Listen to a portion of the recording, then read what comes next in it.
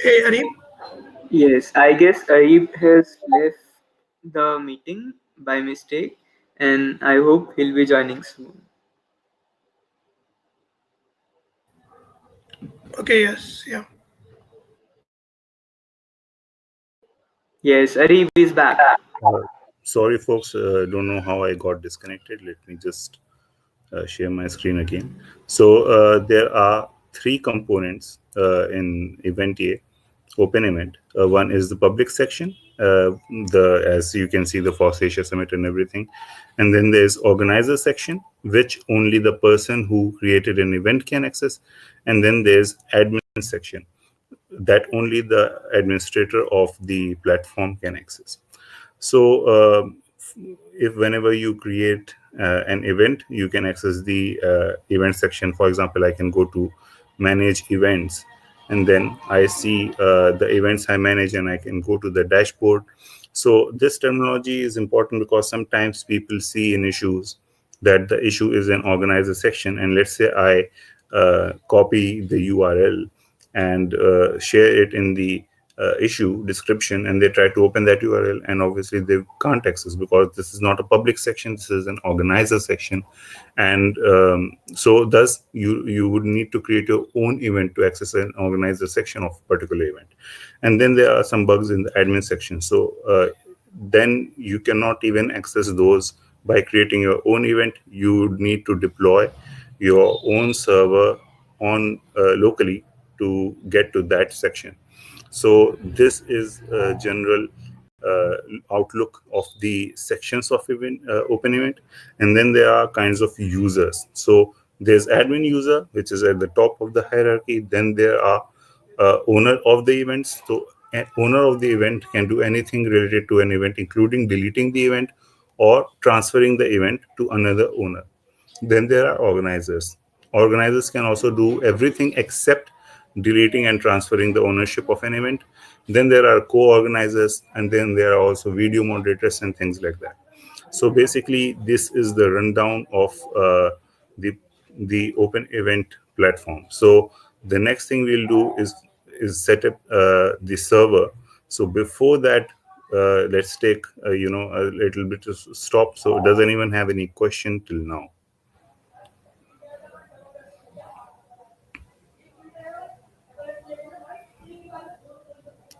Okay, so I'll take that as people don't have a question yet.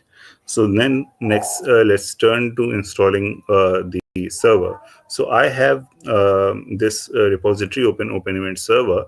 So basically, whenever you want to start setting up a project, you go to the repository. There's the README, and then you can see the installation instructions. So we want local installation instructions. So I just go to that section and then start following the instructions. So I have a terminal with me, which I have opened a fresh Docker container.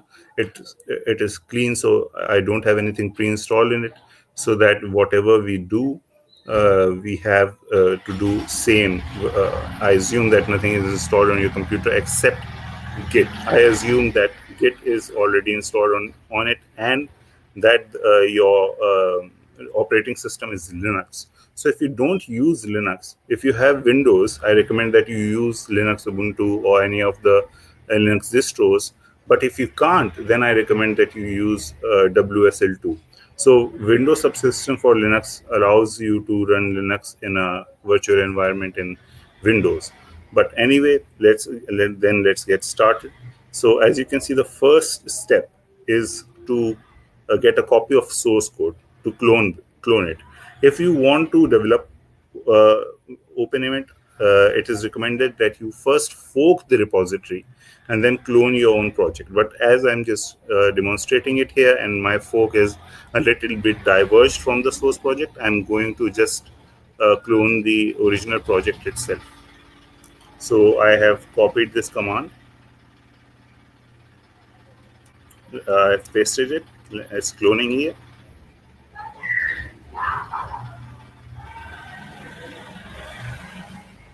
Then I cd into the repository after it has cloned.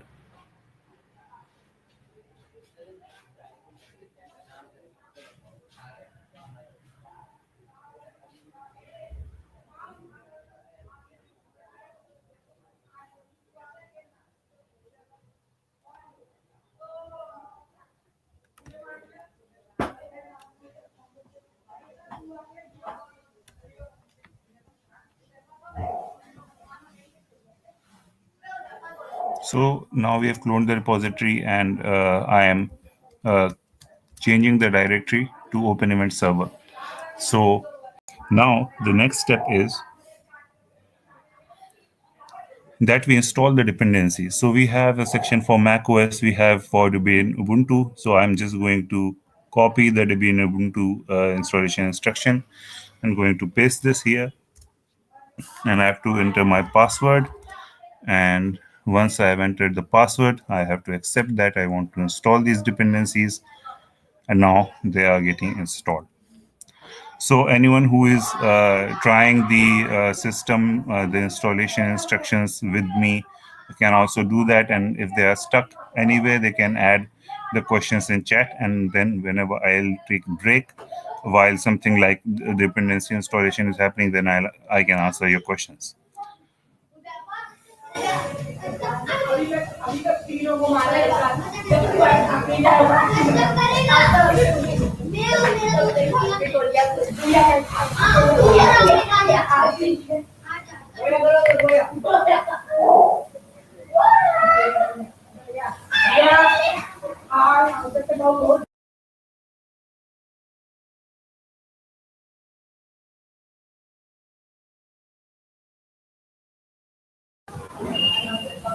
So now I have this command line prompt, which is asking me that what is my geographical location. If it is because there is no default location in the Docker container, but if you're installing it locally, it most probably won't ask you this. But anyway, I'm going to enter Asia and then Kolkata as my time zone.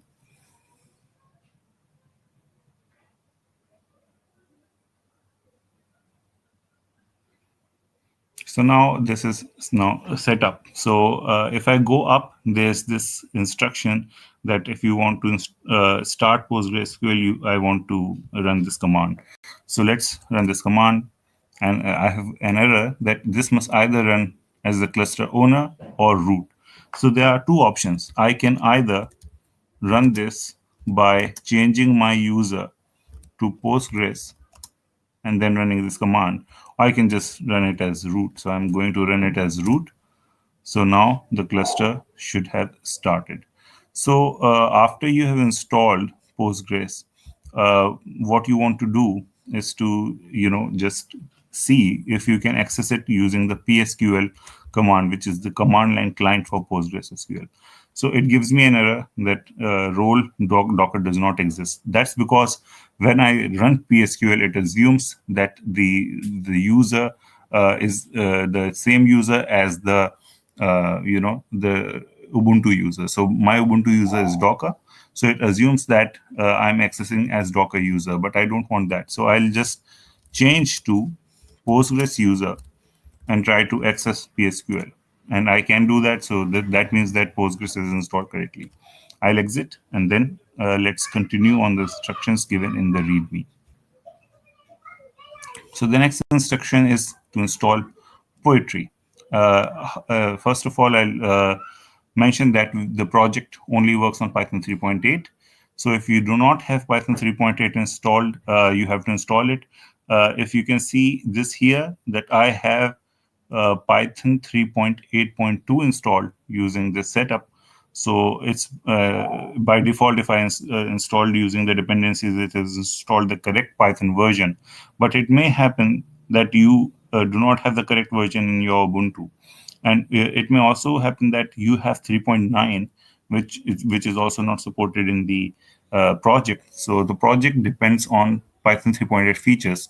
And thus, if you run it on Python 3.7 or Python 3.6, that would mean that it will throw syntax error. And we have some breaking changes in Python 3.9 which are not supported yet in our project. That's why we can't use Python 3.9. So if you're in a situation like this, you may need to use PyEnv, which allows you to install multiple versions of Python. So we are not going to go into that. There are instructions in the linked repository. If you get stuck there, we can help you.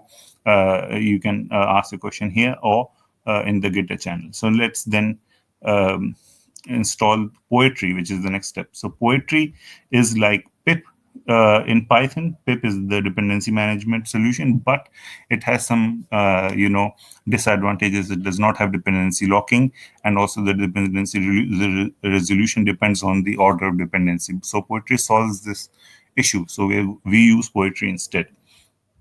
So let's install it, and it gives me an error. The command curl is not found. So one general instruction is that if something is not found, you just sudo apt install and that binary. So I just install curl using this command, and then I'll run the command again, and now it's saying that Python not found. But how can it be possible? I just installed Python. So in new Ubuntu versions, Python is not installed by default, or it may even point to Python 2.2 or 2.7. So but I want to use Python 3. So if I write Python 3, it works. So what I'll do here is I'll alias Python to Python 3. It may so happen that you have to alias it to Python 3.8, because by default it may point to Python 3.6 and you have installed Python 3.8 as the new version. So you can do any way. You can even just use Python 3.8 instead of Python anywhere. When writing commands, I'm going to use this because it's much easier to do it this way. So I just run the command again, and now it is installing Poetry.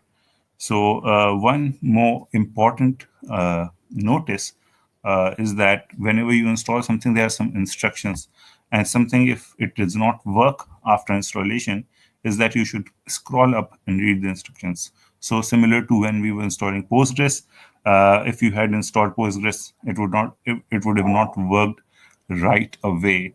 So you have to install and read the instructions which are given in installation. So now Poetry is installed, but if I run Poetry command, you'll notice it's not working. So I have to read the instructions, and it says that it has already added the Poetry bin directory to your path, but you have to run this command if you want to use it right away. So what happens is that whenever we install something without the sudo command, it's not installed globally. It's installed in the user's directory, and it's not by default added to the path. So we can't use it, uh, you know, without any additions in the path. So that's why you need to add it in .profile or .bashrc or .zshrc, but Poetry does it by default. However, you need to close the terminal and open it again.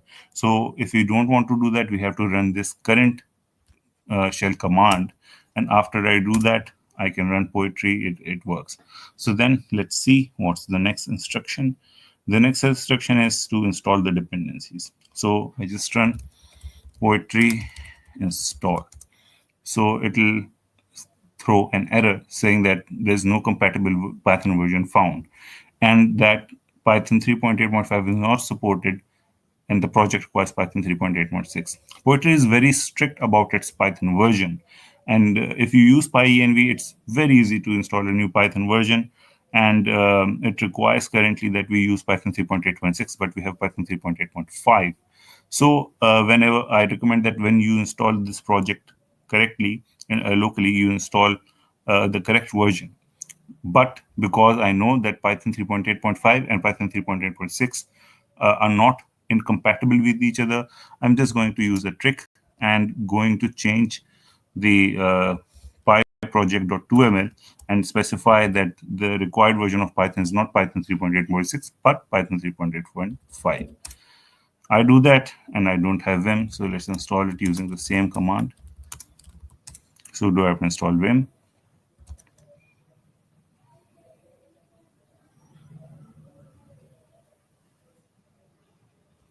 And now I can go here, and I can say that Python 3.8.5 is required rather than Python 3.8.6. And now if I run Poetry install again, it will automatically create a virtual environment and install my dependencies there. So what is a virtual environment? So you may have heard of it before, but a virtual environment is a separate folder for each project which stores its dependencies separately. So if you use pip to install a dependency, it's installed globally, and it may conflict with other projects. So one project may require request 3.2, other project may require request 3.10. So it's very difficult. So that's why we use per project virtual environments, install the dependencies there. And also, it's important that the virtual environments are activated before we try to use them in a project, because if you have installed dependencies in a separate folder, it won't automatically be picked up by the project and thus throw an error. So that's why virtual environments need to be activated before they can be used. So there's a command in Poetry for that. We'll see that shortly, that how to activate virtual environment. Without Poetry, creating a virtual environment would mean a lot of manual work, but with Poetry, it becomes very simple. So now the dependencies are installed. Let's see what the next instruction is. And the next instruction is Poetry shell. So what this do? This activates our virtual environment, and as you can see, I have this virtual environment activated here. This is automatically managed by Poetry.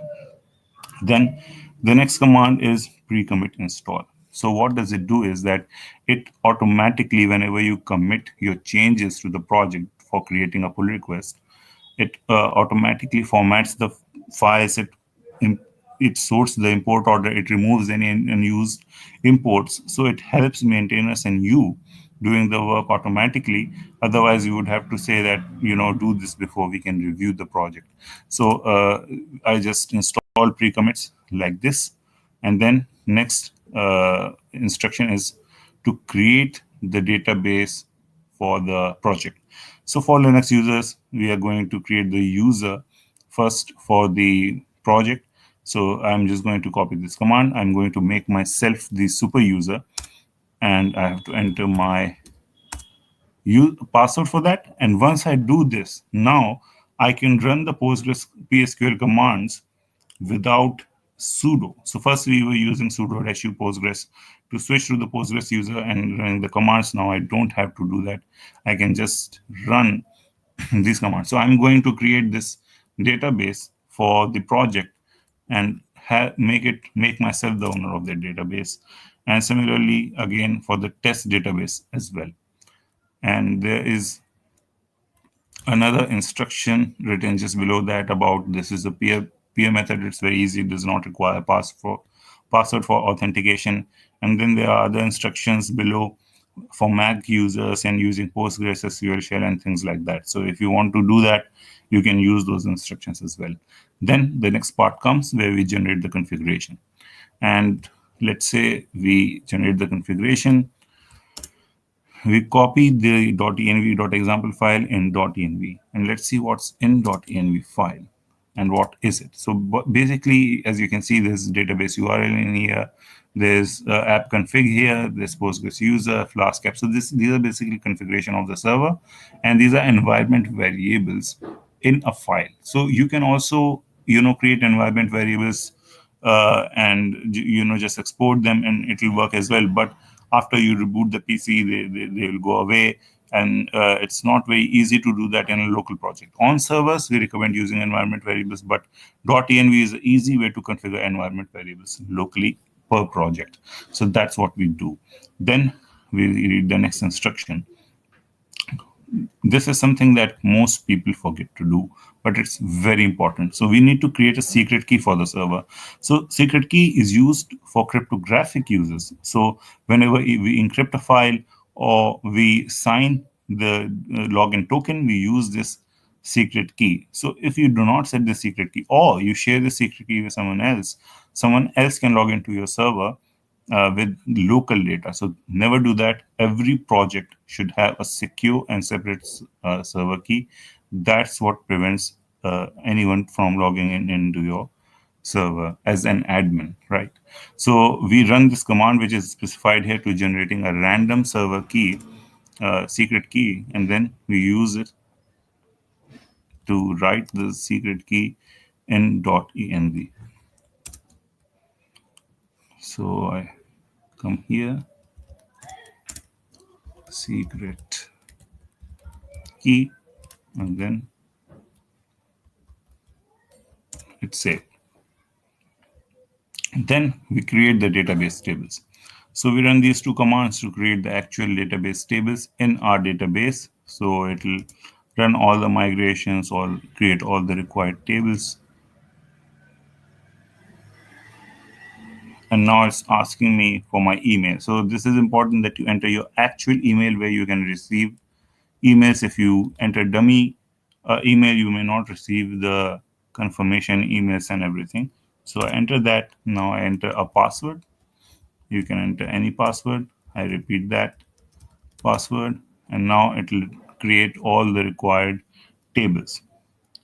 The next thing we want to do is to stamp the DB head to notify that we have migrated the database.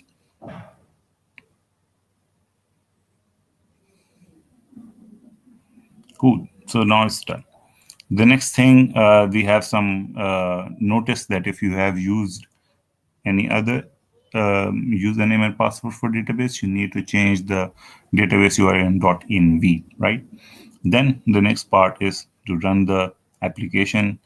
There's instruction for macOS, there's instruction for Celery, but if you just want to run the server, you can do it just like that. So I can run the server.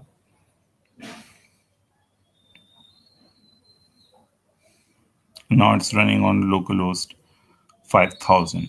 So to verify that, I go here in the next terminal, I run curl localhost 5000, and I have a lot of information, but this is not how we want to access the API. So for accessing the API, we have /v1 and then API name. So if I want to access events, I run this, and now as you can see, I don't have any events because this is a new instance of the server. But the hello world of the API is settings. So I can see the settings in this particular server. And also let me sudo install jq.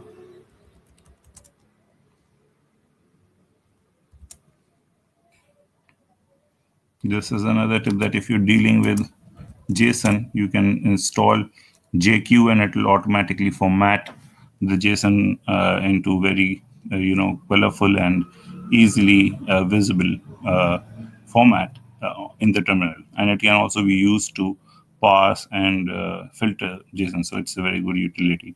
So as you can see, these are the settings and app name, open event, and every other thing are just null or false. They're not initialized much. So this, as you can see now, the server has set up. Now I'll also show you some other stuff, how to see the server in the browser. But before that, I need to make this on run on 0.0.0.0 because I'm running it inside Docker, and localhost doesn't work that way. So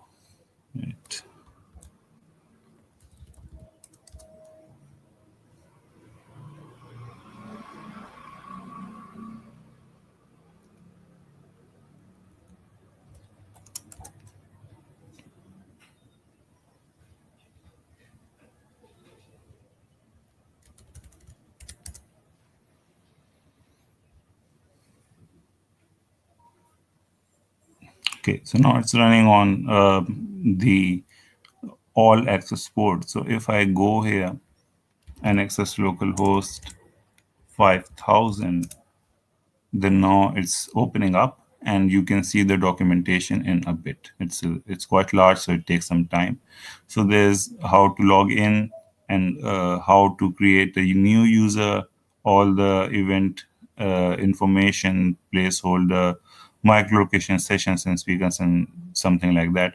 Similarly, as as you saw previously, I can access settings like this, and there's another little thing which is very cool. We do not have a lot of uh, GraphQL support, but we have basic GraphQL support for things like settings. So I can write query settings. As you can see, they are this is auto completing, and I can query it like this. So that's cool as well.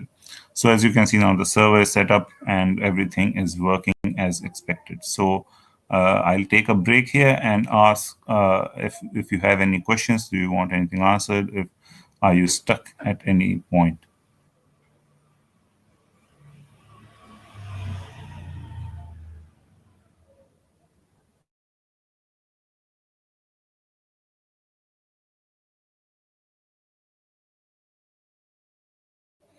So, Alvin, were you able to solve your issue, or do you still have this Python not found error?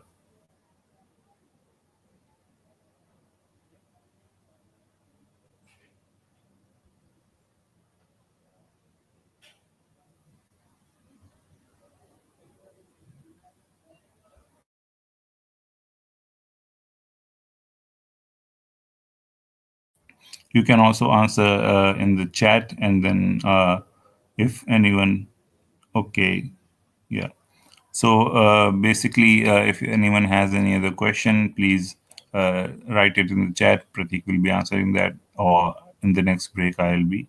So Alvin is asking that is this the instruction? No, is the instruction for Docker. That's for deployment, but not for development. So you have to follow local installation instructions. Um, like, let me share the screen again. Here is local.md.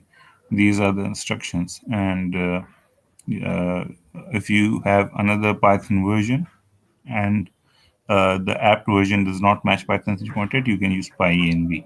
So you can try that out, and if you face any problem, you can let me know as well. So then I think if anyone does not have any other question, then let's move to the front end.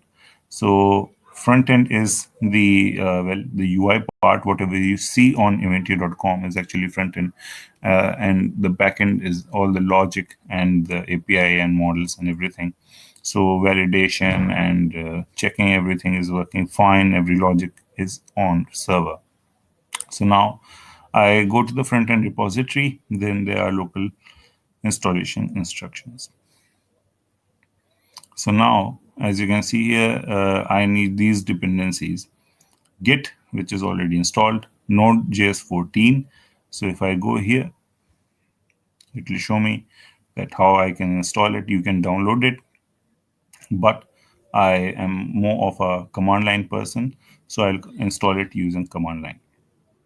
So let's go to the next terminal. We'll let server be open in one, and let's do the front end part in this terminal.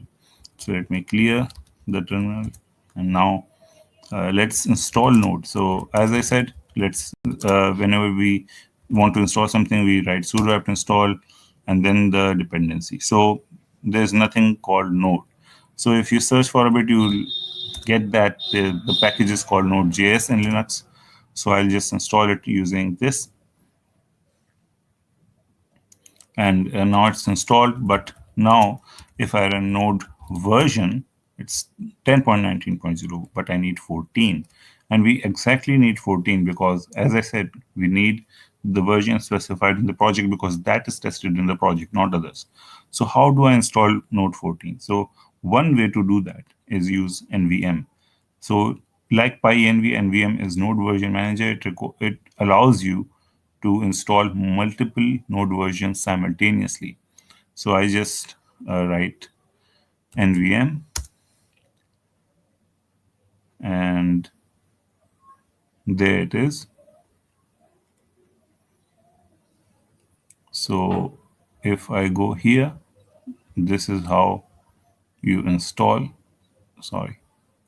So I copy this and I paste. Now it's done. Again, it's saying that it is already added the required changes for nvm to be used in the shell, and you need to close and reopen your terminal to use it. But if you want to use it in the same terminal as this one, then you need to copy this thing and run it. So I'm going to do that. Again, this was not installed using sudo, and thus we need to add it manually to path. So now I've done this. So if I run nvm, I have this instruction of how to do things. So I want to use, I want to install 14 version of Node. So I'll just say 14, and I have searched that what version is the used with the project, and it's 14.15.0. You can use any version, latest, most preferably latest version is still in the 14th release. So you can't use 15 point something, but 14 point something is good. So I'm going to install Node 14.15.0.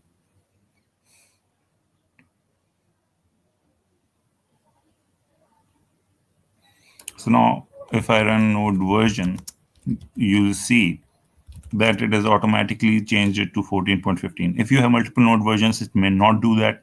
So you will need to use this command, nvm alias default, and then the version like 14.15.0. Whenever we install node, yarn is automatically, sorry, npm is automatically installed. But we want yarn to be installed. So now we have this installation instruction of how to install yarn. I'll just copy it again and run it, and now it's installed as well. Then we need to git clone the repository, and again you need to fork it if you want to develop it and clone your own repository. But as I'm just showing the instructions here, I'll just clone the original repository.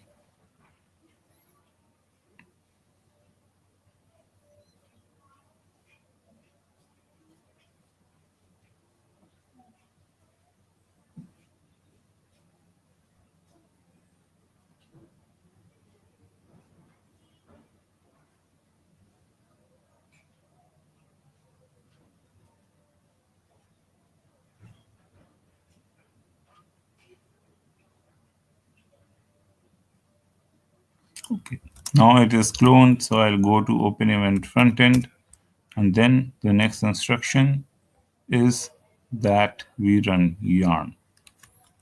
So once I run yarn, it will be installing all the dependencies. So it will take some time. So does anyone have any question, any doubt? Do they want to ask anything?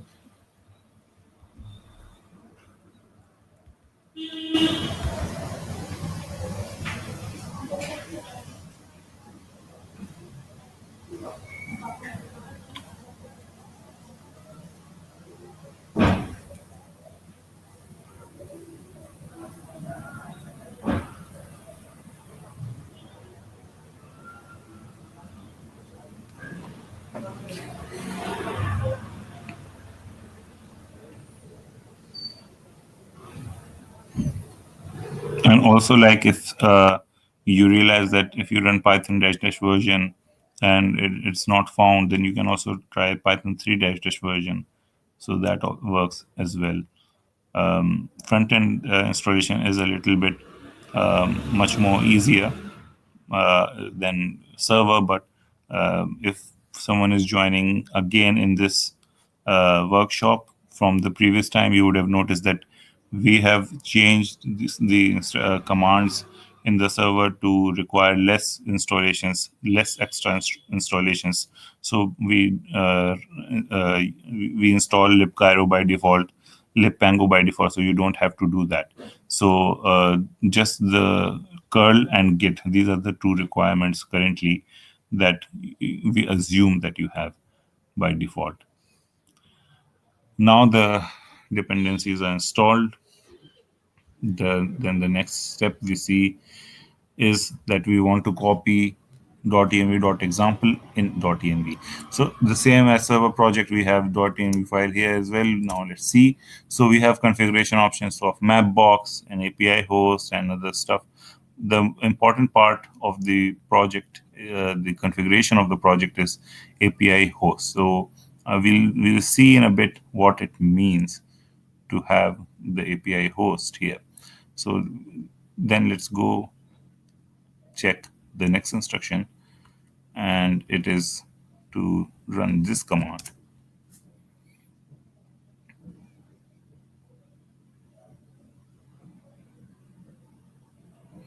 Now it throws an error like get text not found. So we need to install get text.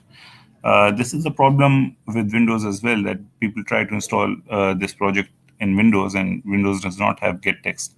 It's not as easy as sudo apt install get text on Windows. I don't know if the package managers like Chocolatey on Windows work with get text or not, but I tried installing it for a couple of people and it was very difficult.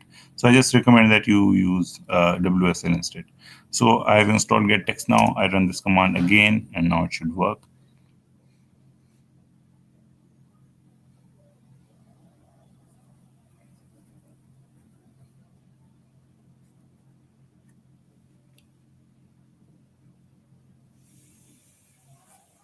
Cool.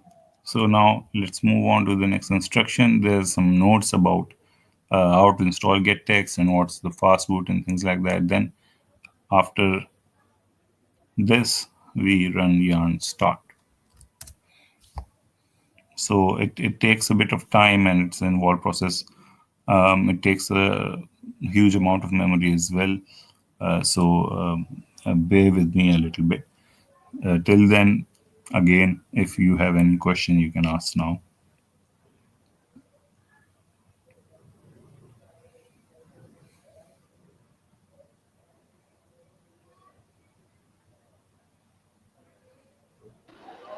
If you are facing any issues in the installation or anything, then also you can ask.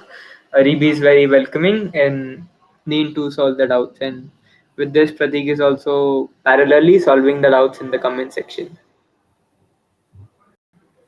Gaurav, yeah, definitely takes time, though 30 minutes is a bit too much.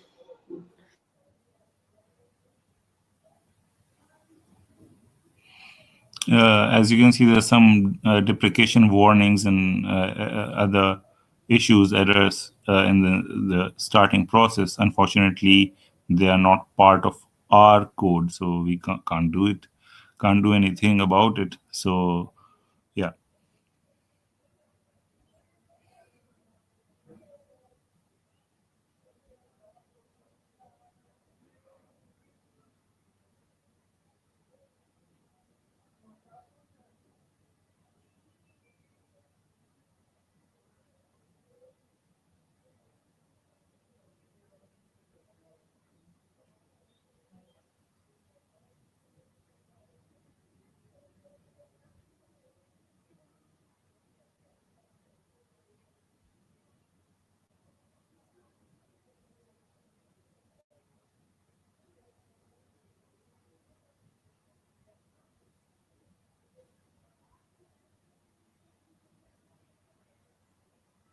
Okay. So now the project has started on this port. So let's go here and see. As you can see, there's some loading issues because it requires a lot of memory, and even if I have 16 GB of memory, it's quite filled up. But anyway, the project is loading up, and you can see that it is similar to eventyay.com, but like there's no upcoming events and there's no FOSSASIA summit. So why is that? So basically, this is because we have .env. So let me show you here.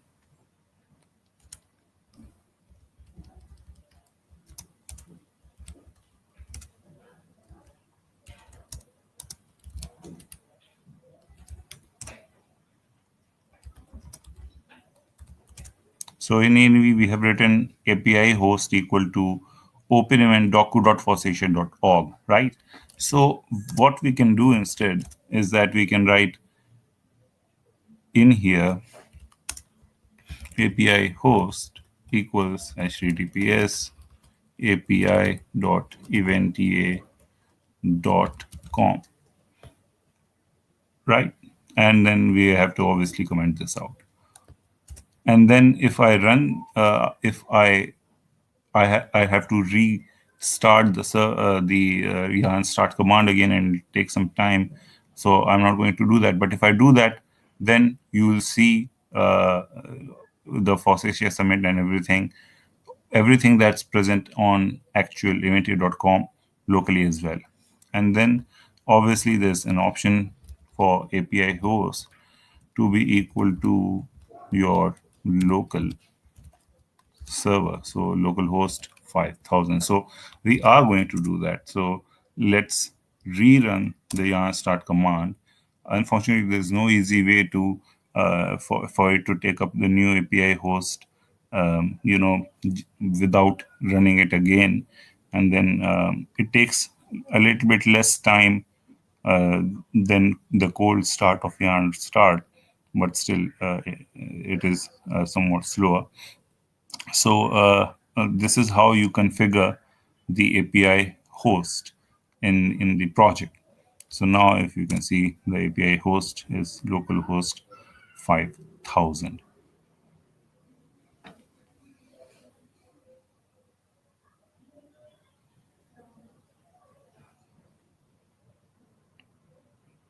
So for you to see the change, you can see that we have event here written here now, and after the project builds, you will notice a change here as well.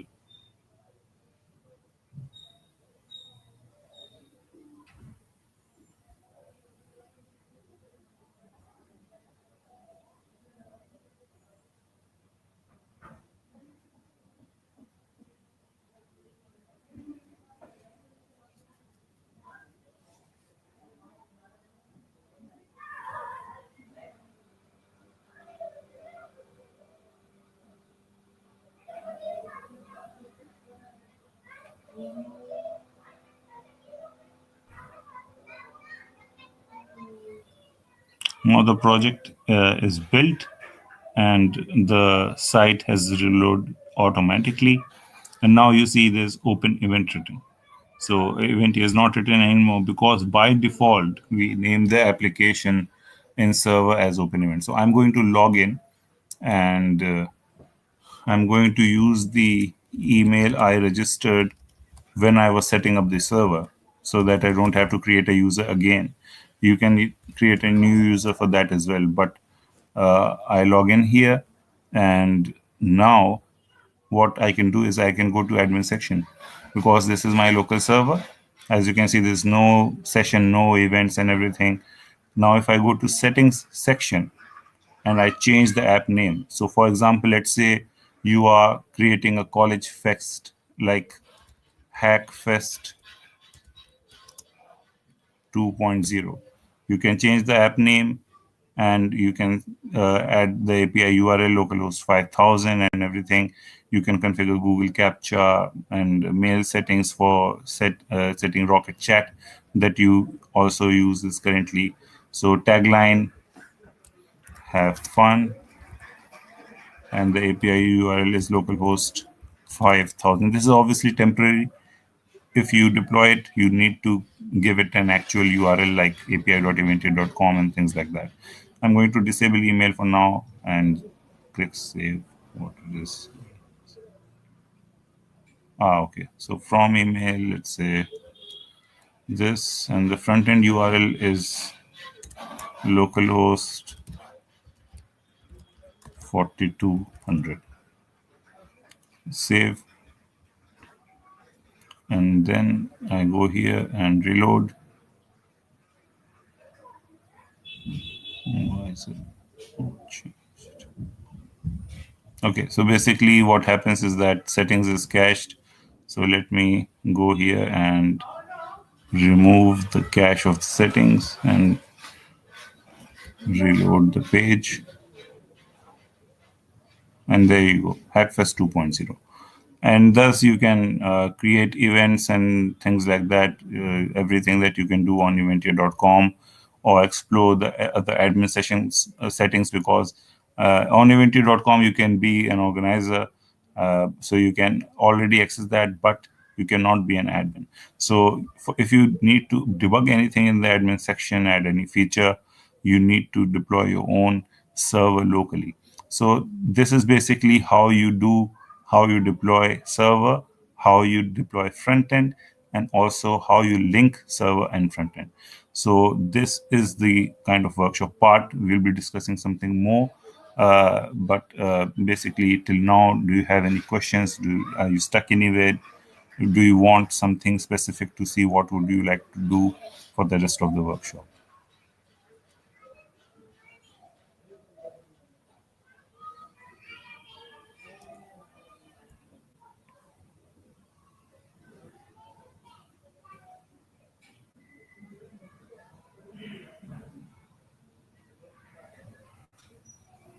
So Leslie says, I tried to open event server last night. In the final step, the command to run celery and start app did not work, but the unicorn one could start the server right. Celery could not start and return to command line correctly. Okay, so that's a good, point to do as well. Let's see how to run celery. So for here, the celery command says that this is how you run it. So let's see what happens. I go here. I have opened a new terminal. I'll go to the server section, server repository. Let me, yeah. Again, I have to run Poetry shell, so I don't have to run Poetry install again and again. Wait.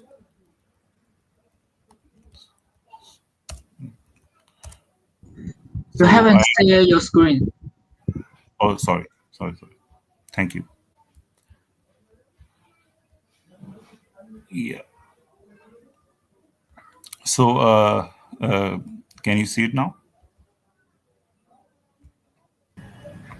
Yeah. Okay. So, as you can see, I am in my open event server section, and I run Poetry shell. You don't have to run Poetry install again and again, because once it's installed, the dependencies are installed. But if there are changes in the dependencies on server and you get no module found error, then you have to run Poetry install. But whenever you want to work on the project, you have to run Poetry shell. The indicator should be that if you do not have Poetry shell active, then you won't see this thing here, and you may not have access to the dependencies. So let's see. We had this command on how to run celery. Let's copy it and run it.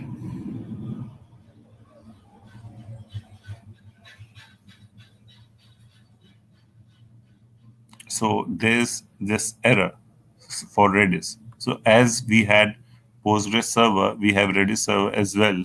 And let's start this as well. So sudo service Redis start,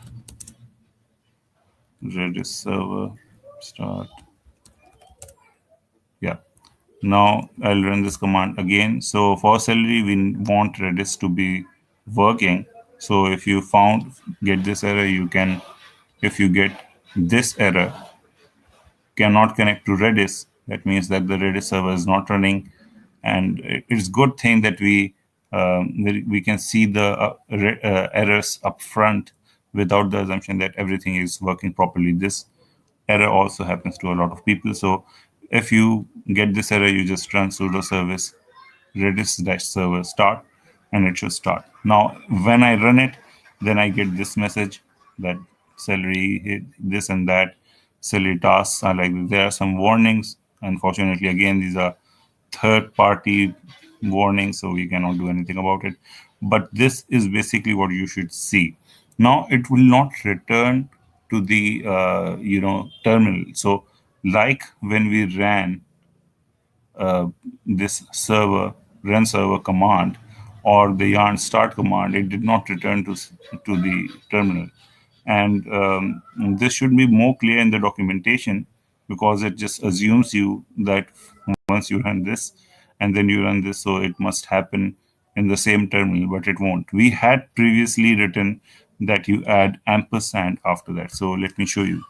So if I kill celery and I run it with an ampersand command at the end, it will just run the celery server and exit. And I have my terminal with me again. So celery is still running, but it is detached. So I can run anything in the terminal here, but it is not recommended because now I can see that this is the process ID of celery. I can kill it, but I cannot kill it using Control C, and I can forget about it. So let's just recommend that you run these two commands in two different terminals. I'll make note of changing this thing in the documentation. Also, integrate socket IO false. This is redundant now, so I'll also remove that. But anyway, this is how you run celery. So hopefully, once when you try it, this is how it will work. But again, let's say you try with ampersand,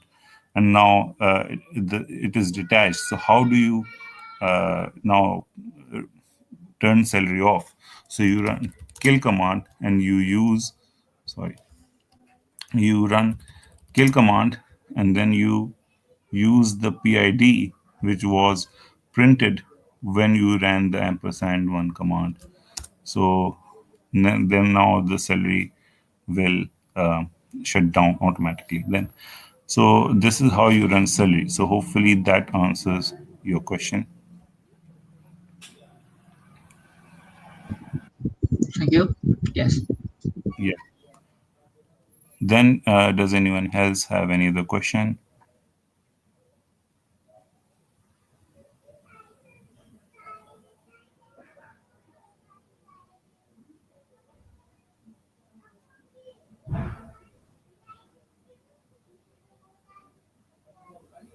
Yeah, so I just read something about Alvin wrote in the chat. So Nginx and Apache cannot work simultaneously on the same server because basically both are uh, services which bind on port 80 and 443, and only one can bind on 443 and 80. You can run either of them. I recommend Nginx. It's much faster than Apache. It's not process per request, right? And does you just, even if you want to run just Apache, then you can just add the reverse proxy definition and proxy all your requests to localhost 8080 or wherever the unicorn processors are running. Because this workshop was about how to run it locally, we just showed you how to run server using run server command. If you want to deploy it in production as it is written in the command, the documentation, that you want to use unicorn. However, if you're doing it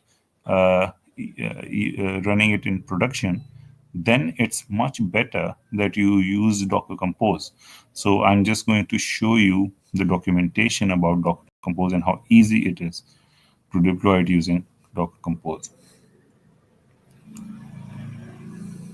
So here it is written deployment with Docker.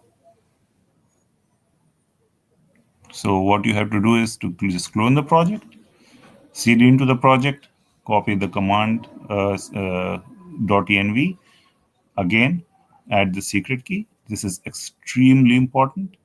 This command is redundant, but anyway you can do that. It won't do anything. And then you just do docker compose -d, and it will just do everything. Like, you don't have to set up Postgres, you don't have to set up Redis, you don't have to install the dependencies, poetry, this and that. You don't have to install poetry installations, anything. It will, we already build the image on every commit on the development branch, and even on master branch. Whenever we make release, we tag them, and Docker Compose has those pre-built images. So it will just download those images and run those. And if you go to localhost 8080, you will just see that. So let's I'll be showing you the Docker Compose file. If you go here, you will see that we use the eventyay open event server image here, and it will just run Postgres, Redis, everything's pre-configured. You don't have to run the create db command or something else. It's extremely easy. It takes your settings from .env file. It also runs celery automatically, so everything is extremely easy if you use Docker Compose. However, it's for a deployment, in production. But if you want to develop locally, there's no Docker solution currently for that. We may have that in future, but currently we recommend that you install Postgres and Redis and things like that, Celery. So this is about the deployment thing.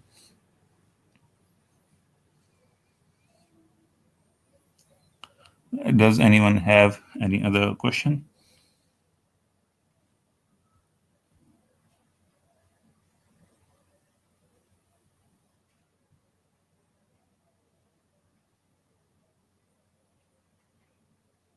Yeah, so 8 GB command, I've seen people run, the front end with 4 GB command as well. 30 minutes a bit too long, but a person with 4 GB RAM, I helped him run the front end, and it took him 10 minutes to run it. But 30 minutes is too much. I don't think it should take 30 minutes.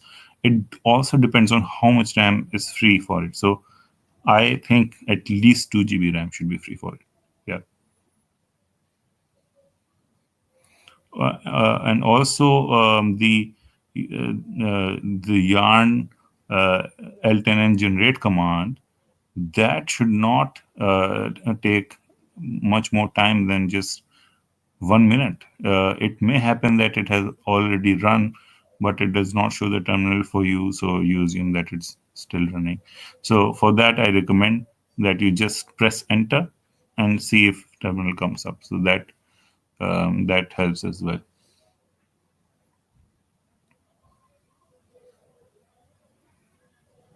So I have this question: are there any plans to add PWA feature to eventyay to strengthen the offline capability? So what we are going to do in future is we are evaluating if we want to shift to React or Vue. So we will be developing a new site. It will integrate first with the old site and then be completely changed to the new site. So the details are not final, but uh, when we are building it, we will take in consideration that it should be very fast to load. And yes, as you said, the PWA will be there as well. However, offline is, we don't really know how we can add offline feature. Adding a local database would require a lot of effort.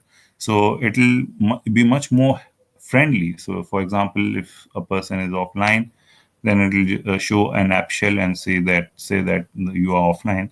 And in future, yes, we can also think of adding the loaded events in a local database so that they can see the events they have already, or maybe adding a feature of downloading an event data. And if that data is downloaded in the local database, they can see it even when they are offline. But this is obviously just speculation for now, and we'll have to see what's the priority of the project then.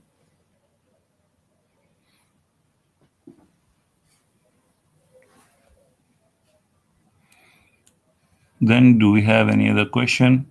Do we have any any request that what do you want to discuss next? Do you want to discuss architecture? Do you want to discuss a specific feature? Do you want to see how a specific component of the projects?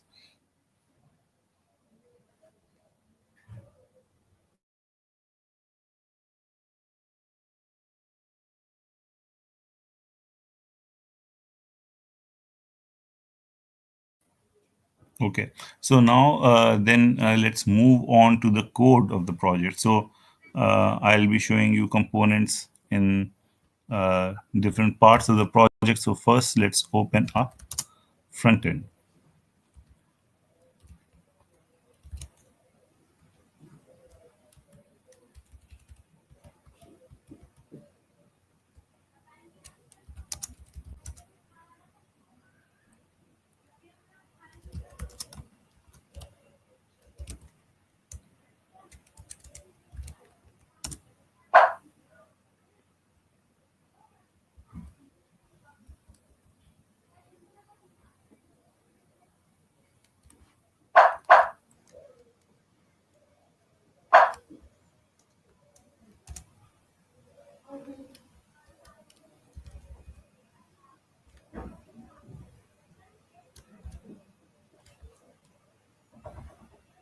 Okay.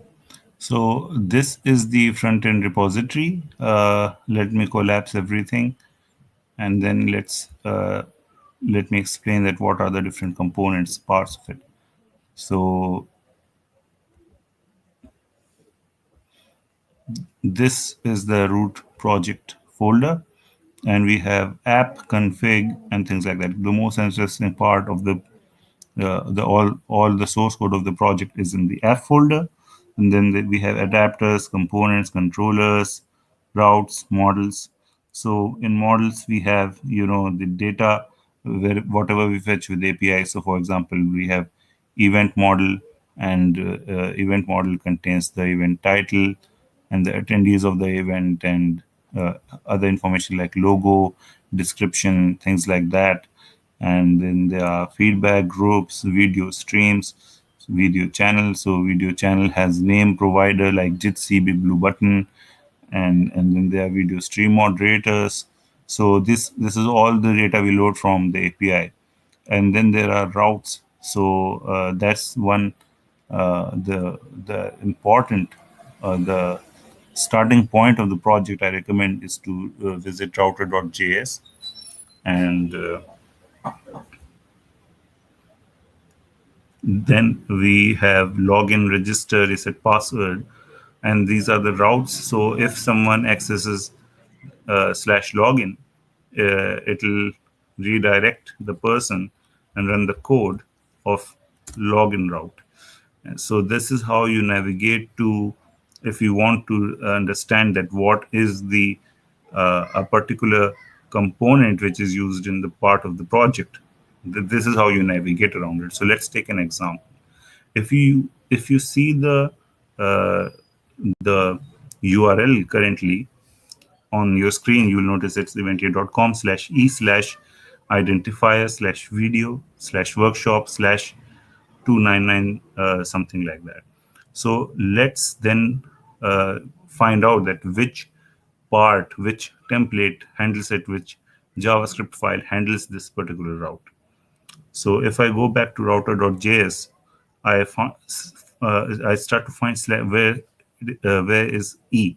So there's public, but there's no E here. But there's this path option which says /e/event ID. So this means that it overrides the public route, and anything that loads /e/event ID is handled by public route.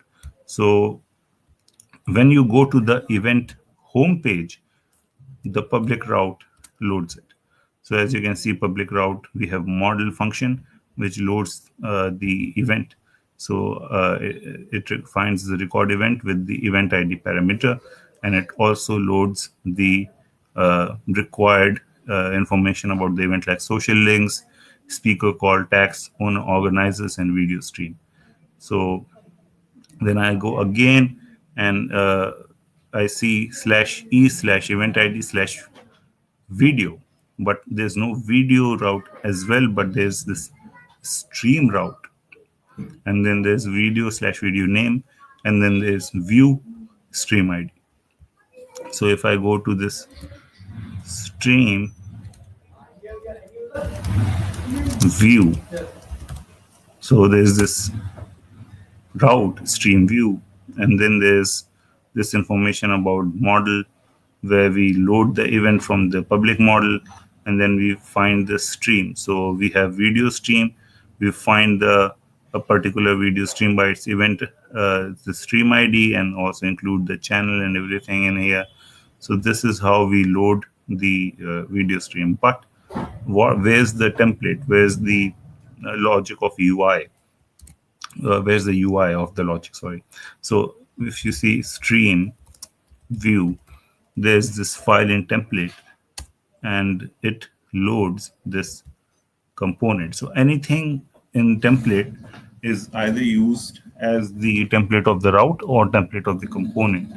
So I see that the view.ts file or JS file uses this UI and this public stream video stream. So I go in here, template, there's components. So I go into components, then there's public, then there's a stream, then there's video stream. So this video stream, this is the logic, this is the UI, that if it is loading, we show the loader. If we get an iframe, we show the iframe. If it is Jitsi, we use the Jitsi stream component. So now we are in Jitsi. So let's move to this Jitsi stream component, and here it is shown that this is how this is loaded. So once the this component is inserted, we call Jitsi setup in the Jitsi stream component, and this is the logic that okay, this when setup Jitsi is called, then we pass the channel URL and everything. We set up the information, we change the moderator password and things like that. So this is the kind of top-down approach. You start at root and you follow the templates to find that which component is used and where the logic is found. So this is how you do it. Another way of doing something like that is to just use Ember Ember Inspector. So there's this extension. If you go to Chrome Store or Firefox extension, you can install Ember Inspector, and then if you can click on Inspect, go to the Ember tab, and then you can click on a particular component and say Inspect Ember component. It will load a particular div and a particular card. So this is how you do that. So this is how you can see which component it is, and you can see the arguments passed in it, the props passed in it, you can see the function passed in it, and things like that. So this is how you debug and navigate the project. So does anyone have any question for now?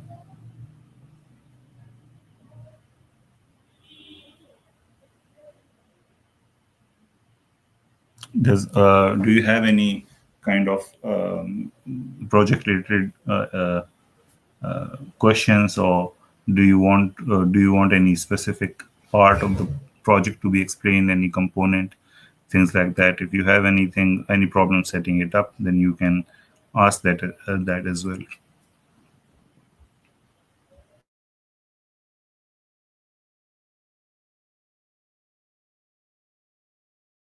If not, then Pratik, can you show the people how to navigate the issue board, how to find issues, things like that? What's the criteria of selecting issues currently? Okay, sure. I'll just share my screen.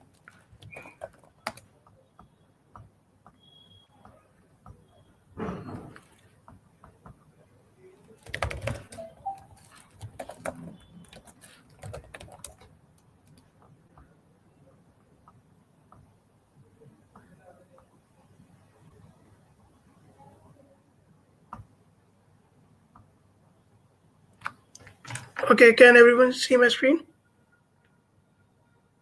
Yeah. Okay, so first of all, this is the Open Event Server main repository.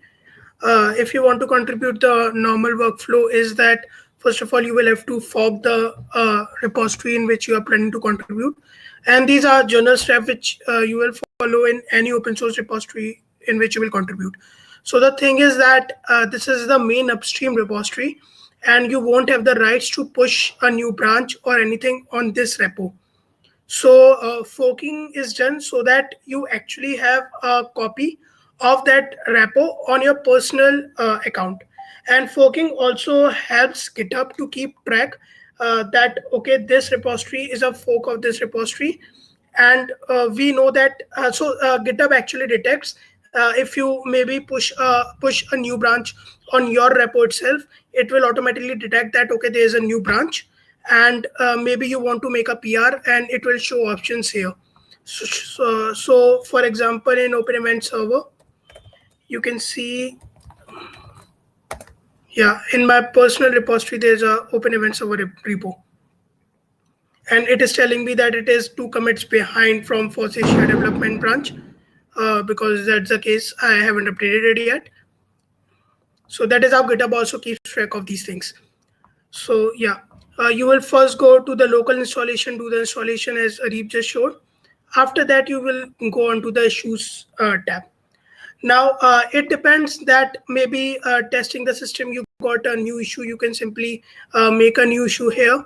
And there's a template available already in which you can tell what are the things you faced in that issue, in the thing that you faced. Okay, yeah. So after that, you can maybe also, there are label marked.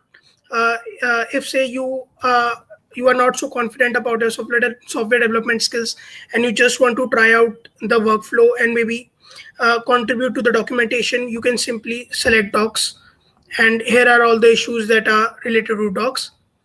Also, maybe you want to this is going to be a say first issue, so there you can also find issues in most open source repositories and here as well, which has a tag of good first issue. So let's take this for example. So first of all, see if someone else has taken the issue or not. So if someone else has said, okay, I'm working on this. So in FOSSASIA, we don't assign you issues. You simply come and say, okay, I would be working on this issue. But say someone took the issue but haven't been active on it for a week or two, you can just ping them on GitHub itself, asking if they are still working on it. And if they don't reply, so that means that they are not working on it, and you can simply take that issue up and start working on it. So basically, there's some discussion on this issue about a confusion that the other person might be having. So you can do that as well. Say you see an issue, you understand it, but you're not sure if that's the thing it is asking to do. So you can just ping Areeb or me or anyone else or whoever opened the issue, and you can ask, okay, I think this is what this is saying, and I think this is the solution. Am I going the correct way? And can I make a PR about it? And we'll get back to you right away. So yeah, so here's a PR related to this. For the PR, like as I told that, first of all, you will fork the repository, and after forking, then you will clone it. So what it will do is, like I told that there are forks. Now, how do you make sure that whenever you are pushing a branch, say git push, on which repository are you trying to push it? Is it FOSSASIA/Open Event Server, or is it username/Open Event Server? So here comes git remotes. Git remotes are used to keep track of this only, that in which repository you are trying to point it. So the basic syntax of most git commands, it is git. Secondly, the action you are trying to do, let it be pull, push, fetch, anything. Third is basically the remote name. So I can set up multiple reports. For example, remotes. For example, the repository from which you clone, Git automatically names it origin. And it's more of a convention that mainly the repository that is your main repository, it should be named as upstream. So you will simply git add remote upstream and the open event server URL. So that would .git, that would set this repository at upstream. And say now you want to make a PR, like this person has a branch fix issue 7161, and what he or she must have done is that they must have pushed it. Now if they will push in the upstream repo, it will simply throw an error that you don't have the appropriate rights. So what she must have done is that they must have put the command git push origin and the branch name. So that would have pushed it to the particular repo which he or she must have forked. And GitHub, being intelligent about it, simply detects it and will show you an option here that, okay, you have pushed a new branch. Maybe you are trying to make a PR about it. So you can simply make a PR from here.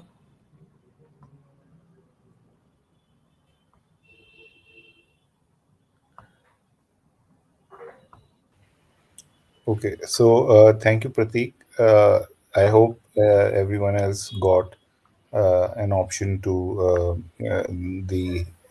see the options that how to navigate issues, how to find issues, and how to contribute on GitHub as well. So does anyone else now have any question about the or any request that what should we do? Otherwise, we also have other stuff we can go through. But do you have any questions right now? As Mario said that we have some people from a lot of people from India, so we can also take questions in Hindi if you are not comfortable in other languages.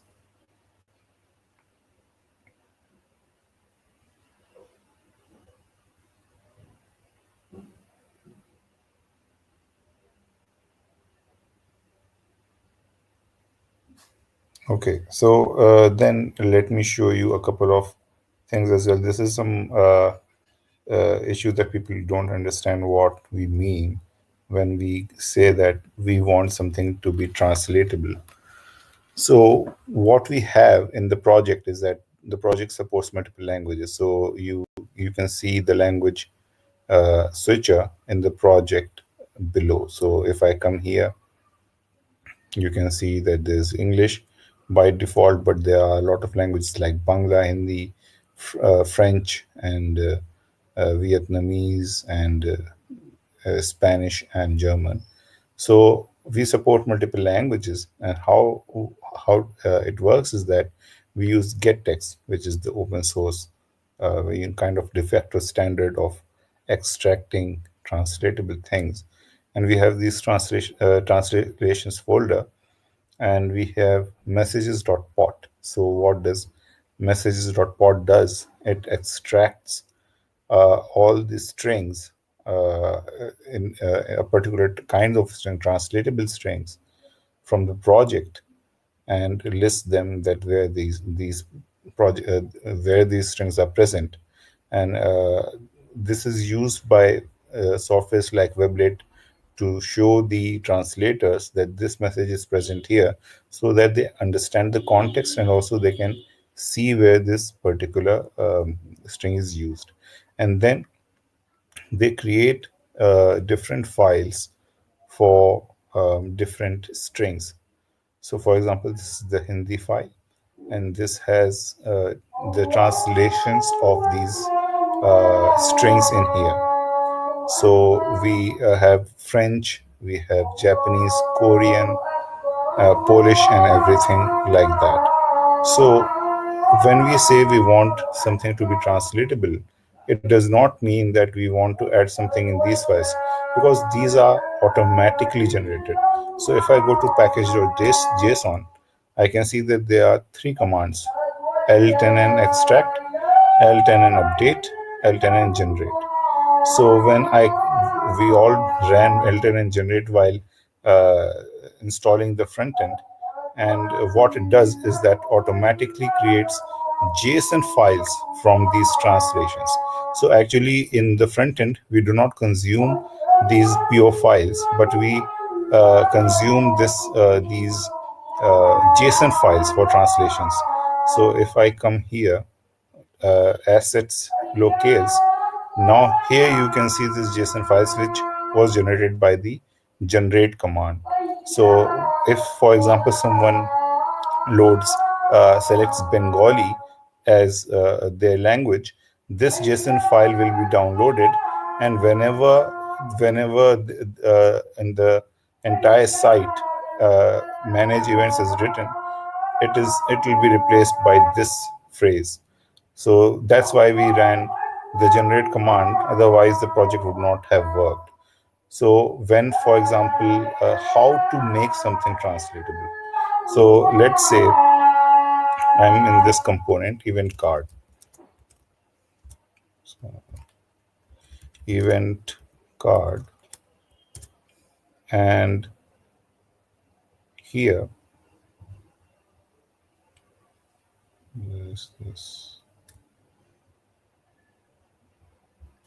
there's no text in here. Okay, let me go to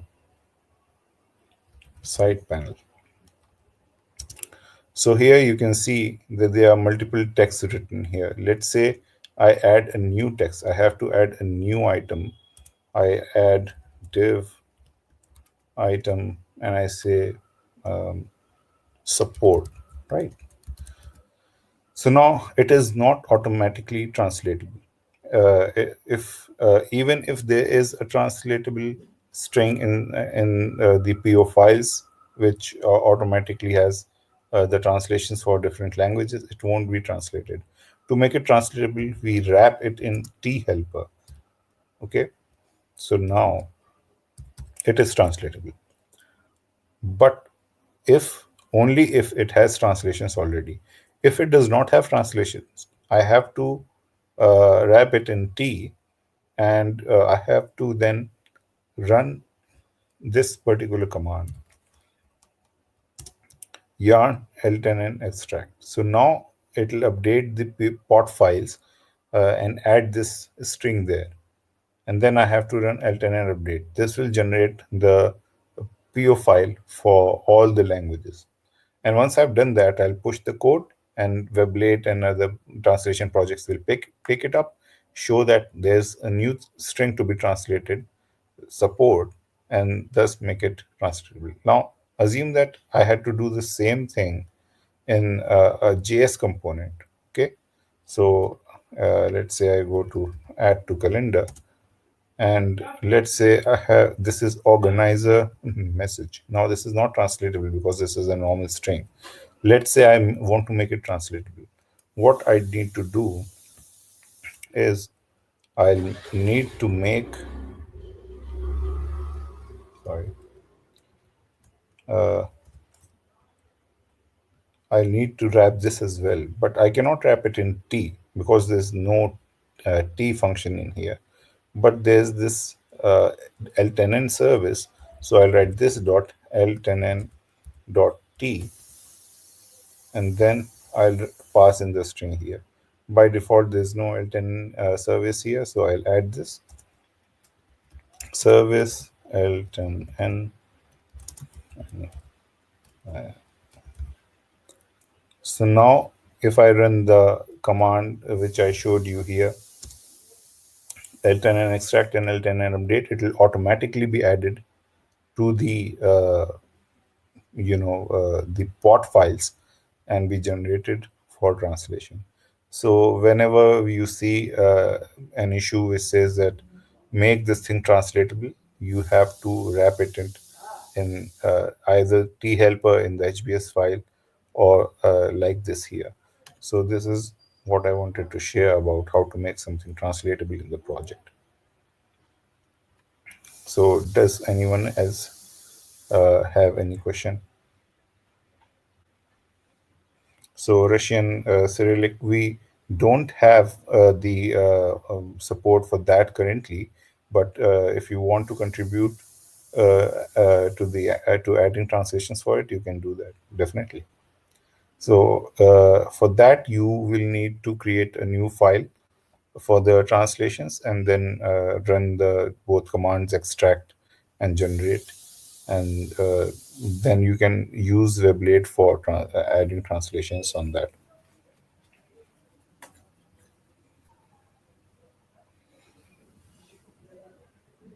Does anyone have any question or anything else, any request? What do they need to discuss next?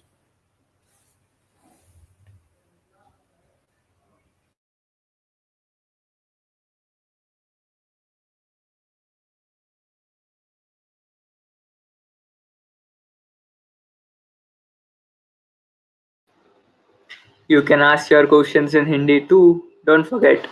And can even try to ask the question in Hindi.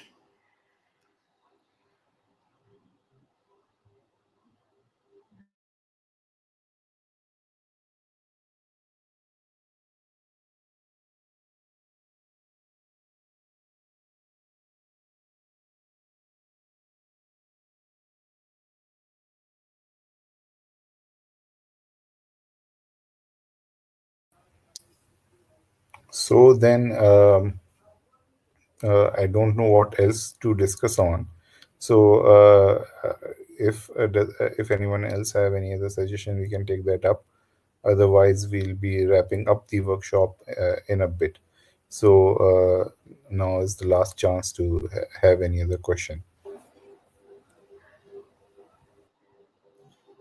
Yes, and just to make it for sure, we also have one more workshop in our FOSSASIA summit about which will also be taken by Areeb himself. Yeah. So you have that chance too.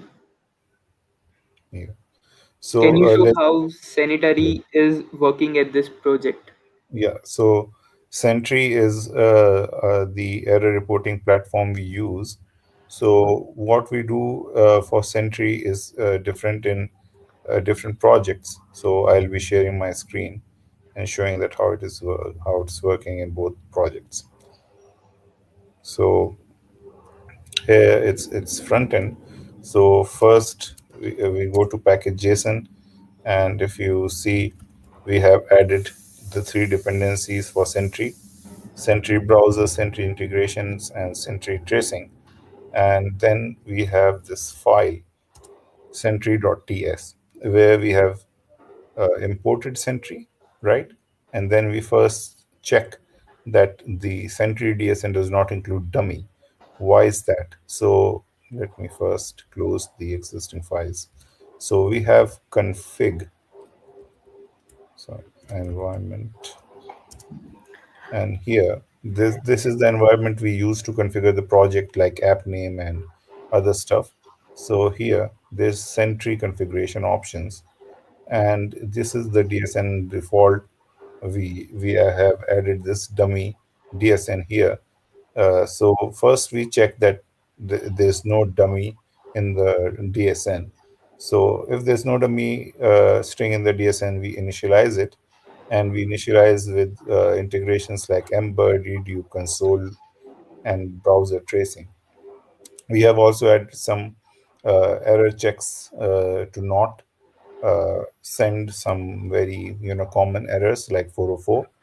And then we have also added some extra enrichers in Sentry to add some information about the JSON. So if, for example, you're creating an order and the order creation fails, so whatever JSON we are getting from the server is also sent with the Sentry event. So this is how we add Sentry in front end. And then there's server. So I'll show that as well. પછી જવું હમણાં. Sorry. So there's config.py, and we have, this is config.py, see Sentry.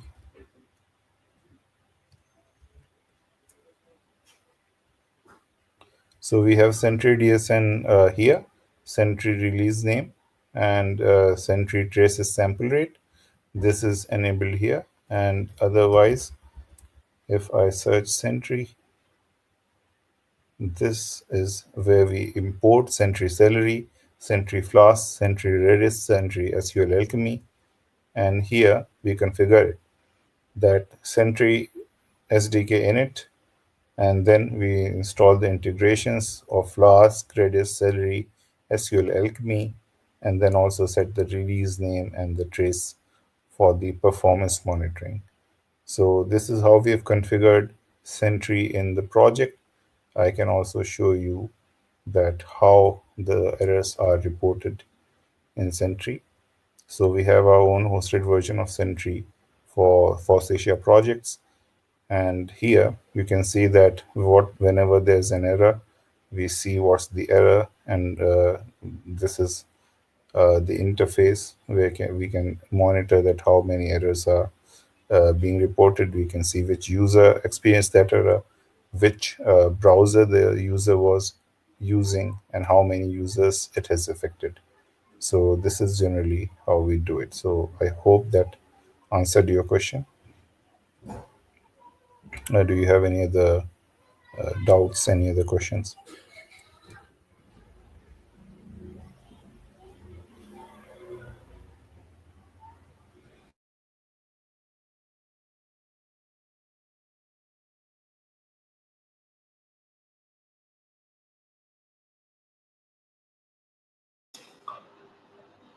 So I guess for at the moment we don't have any more doubts. So what do you think? Okay. Would Okay. also like to know about Open Event WSGen. Yeah, so the WSGen is a project for generating a website. So, for example, if you have an event on eventyay and you don't want, authentication and other ticket management or anything like that, but just want a static site listing all the speakers, all the sessions, and you want it to be fast. So, for example, if you go to eventyay and you go to the sessions section, we load only a few sessions at a time to not make it complicated. So, whenever you scroll below, there's some time loading more sessions. But we can also generate a static site so that every session and every speaker is preloaded in the HTML, pre-generated in the HTML, and then we just show it on the page, and you can filter and favorite session as well on the site. So it is written in Node.js, and whenever a request comes up, we start a generation. We load the speakers and sessions from the API and event information from the API, and then we pass them to the pre-written templates, and it generates a folder where it has several HTML files and CSS files. We zip that folder, and you can download that zip, or you can also deploy it on the site itself to preview it. So this is basically how you generate a static site using WSGen. So previously we had Dhruv Jain, who is now also working on Rocket Chat, who made who solved a lot of issues in WSGen and made it possible for us to run modern APIs on the platform. So I hope that answers your question. Yeah. So if anyone else does not have any question, then we are reaching the end. So now last chance for any question.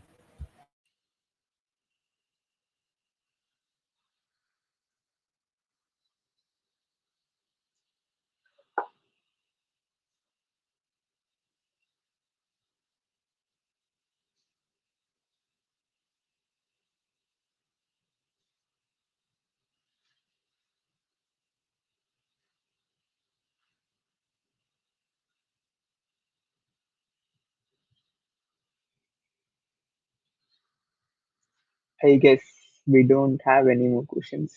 Are there any questions, folks? Please come up, or else we can move forward with our photo session. Is the okay? Pit Linatrix.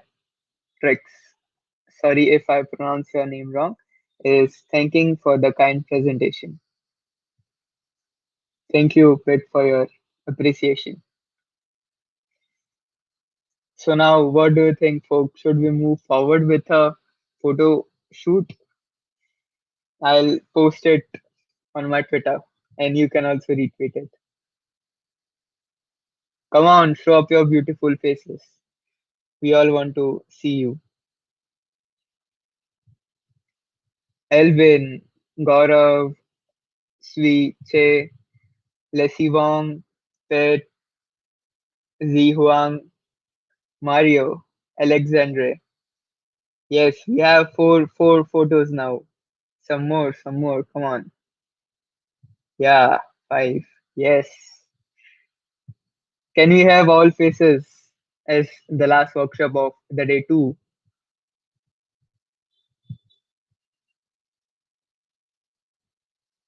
Leslie too.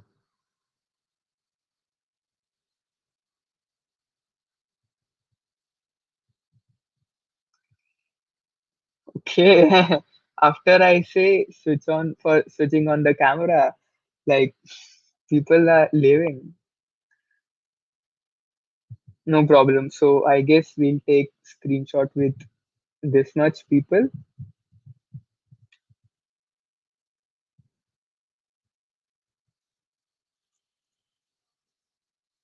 Yeah, so everyone can just wave their hands like that, and then we can take a screenshot. Yeah. Yeah. Thank you, everyone. For closing words, I defer to Shubham. Thank you, everyone, for joining this session. Shubham will now take it from here. Sure. Thank you, Areeb, for sharing the stage. So, like, day two was also so good. Like, we get to hear so many good talks, so many lightning talks. Today was the first day of lightning talks, and we had to attend good workshops of PS Lab. Got an introduction about Pocket Science Labs device two, which was really good. So, I hope you folks have enjoyed today's session, and we have many more things to learn tomorrow. And who knows, like, if you want to learn something eagerly from many days and the same topic shows up tomorrow, and you'll be like, wow, I wanted to learn it from so many days, and expert speaker in that particular section is giving a talk on it. So opportunity, yeah. We'll take one more screenshot because we have one more new face.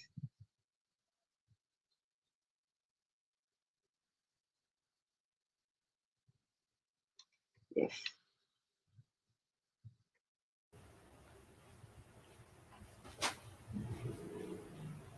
So Prateek, Areeb, do you wanna say something?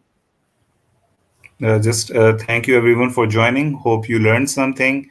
And then please stay for the rest of the week. And hopefully, when we have the next session, then we will discuss. I'll plan something more interesting, and I'll plan something more, an expansion of the session. So thank you, everyone. Yeah.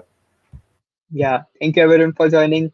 Be healthy, take breaks between the sessions, and thank you for being such a good audience. See you all tomorrow at day 3.